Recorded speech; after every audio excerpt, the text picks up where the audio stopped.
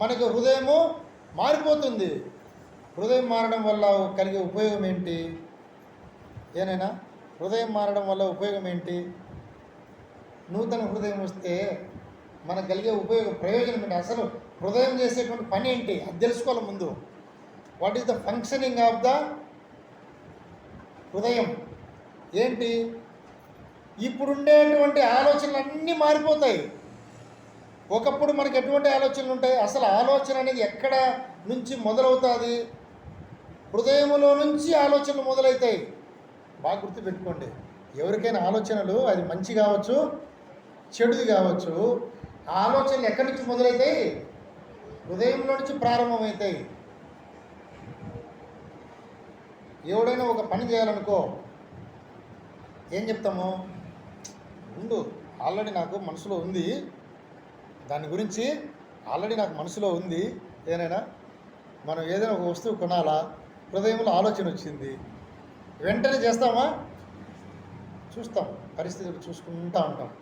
ఎప్పుడు మనకు నచ్చిండేది మనకు లేదా సమయం అనుకూలిస్తుందో అప్పుడు ఆలోచనను కార్యాచరణ చేస్తాం, అంటే కార్యం అనేది ప్రారంభిస్తాం.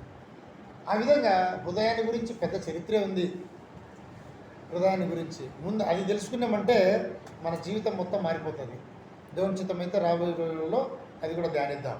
ఇక మూడవ కార్యాన్ని గురించి మనం చూస్తే చూడండి ఏముంది? రోమిలకు రాసిన పత్రిక 6:4 నూతన జీవము. నూతన జీవాన్ని గురించి మనం ఉదయకాలం ధ్యానించినాం, గతంలో ధ్యానిస్తూ వచ్చినాం. మన యొక్క పాత జీవం అనేది మనం కోల్పోతూ వచ్చినాం. మన యొక్క పాత జీవితాన్ని మనం పోగొట్టుకుంటూ వచ్చినాం. మనము మరణించినటువంటి దశలోకి వచ్చేసినాం. పేరుకు జీవించుచున్నవాడవే కానీ నీవు మృతుడవే అని చెప్తా వస్తాడు.